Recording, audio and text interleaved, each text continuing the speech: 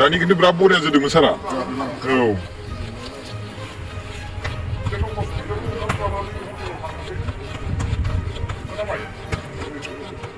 बरिया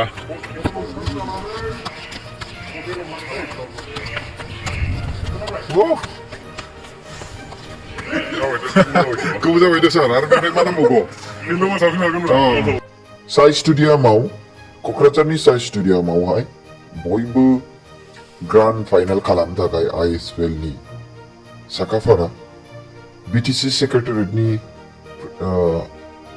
principal in charge बिथां NC Basumatary साखाफारा खालामनायखौ नुनो मोनदों आरो बिथाङाबो गोबां आखा-फाखा बल गेलेनायावहाय बिथांनि रोंगौथिखौ नोंथांमोना भिडिअ'आवहाय नुनो मोनदों रायजो राजाफोरा दा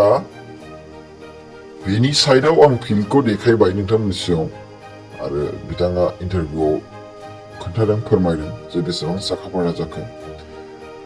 बेनिखायनो बयबो रायजो राजाफ्रा 23 अक्ट'बर साइ स्टुडियामाव फैनानै नायफैयो औवाजोंनो टावार बानायदों लाइटनि टावार बेबो बेसेबांबा गोजौ फुट गोमोथाव औवाजोंनो बानायनाय आरो लोगोसे नोंथांमोना प्रिन्सिपाल सेक्रेटारि IC सारनि नोंथांमोना